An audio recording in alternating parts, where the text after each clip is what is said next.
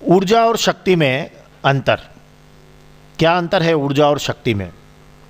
ऊर्जा या एनर्जी जिसे हम कहते हैं, तो किसी भी वस्तु के कार्य करने की क्षमता को ऊर्जा कहते हैं।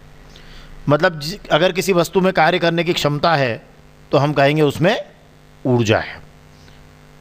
जो भी वस्तु कार्य करती है तो क्या होता है? ऊर्जा की हानि होती है, और जिस वस्तु पर कार्य किया जाता है उसमें ऊर्जा की वृद्धि होती है। तो हम कहते हैं किसी वस्तु के कार्य करने की क्षमता को क्या कहते हैं?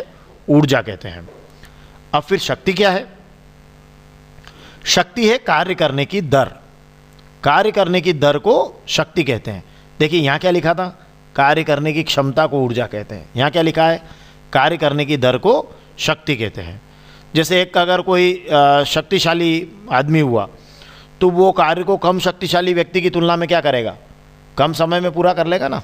मतलब उसकी शक्ति क्या है? ज़्यादा है, क्योंकि वो कम समय ले रहा है। जैसे मान लीजिए एक अगर शक्तिशाली वाहन हुआ तो वो कम शक्तिशाली वाहन की अपेक्षा क्या होगा? किसी भी यात्रा को कम समय में पूरी कर लेगा।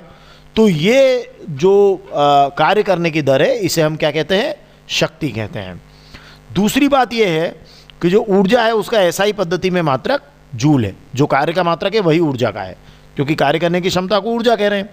तो कार्य का जो ऊर्जा का एसआई मात्रक क्या है? जूल है।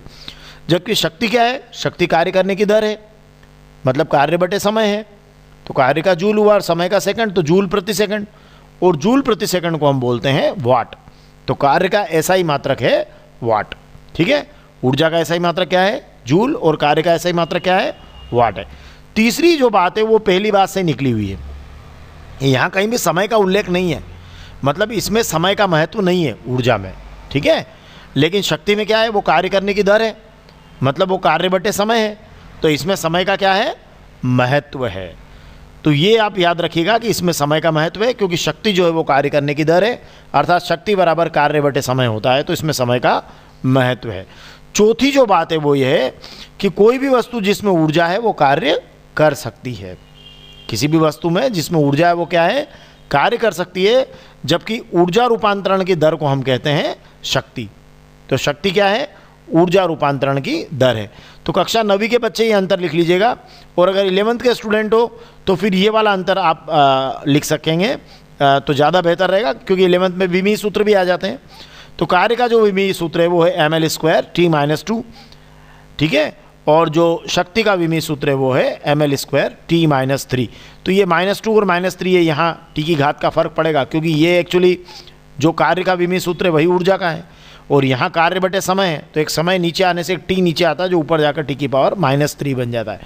तो ये 4 अंतर आप लिख सकते हैं। आप इनमें से इन 5 अंतर है, कोई भी 4 आप इसमें से एग्जाम में लिख दीजिएगा।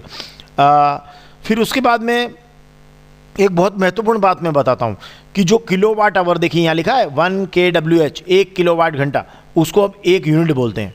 क्या बोलते हैं? 1 यूनिट। और ये ऊर्जा का क्या है? एक बड़ा मात्रक है, और इसकी वैल्यू होती है 3.6 × 10⁶ जूल। याद रखिएगा कितनी होती है? 3.6 × 10⁶ जूल। 1 किलोवाट घंटा 1 यूनिट कहलाती है। और अब देखिए यहाँ पर एक किलोवाट शब्द आता है, तो कहीं आप इसमें भ्रम में मत पड़ जाइएगा कि ये शक्ति का मात्रक है। एक्चुअली ऊर्जा का बड़ा मात्रक है किलोवाट घंटा, kWh। इसको 1 यूनिट भी कहते हैं, और इसकी वैल्यू है 3.6 × 10⁶ जूल। जबकि अगर आप इधर देखें तो शक्ति में आप देखें कि शक्ति का एक मात्रक होता है अश्वशक्ति, हार्स पावर, और इसकी वैल्यू होती है 746 वाट। तो अश्वशक्ति किसका मात्रक है? शक्ति का मात्रक है। और मान कितना है उसका? मान याद रखिएगा, ये ऑब्जेक्टिव में बड़ा महत्वपूर्ण प्रश्न रहता है, 746 वाट। ठीक है, तो ये हमारे ऊर्जा और शक्ति में बेसिकली अंतर है। और ये ध्यान रखिएगा कि दोनों ही कौन सी राशियाँ हैं? अदिश राशियाँ, इसलिए ये अंतर में नहीं लिखा जा सकता है बिंदु। तो ऊर्जा और शक्ति में ये अंतर आप अवश्य याद करें। धन्यवाद।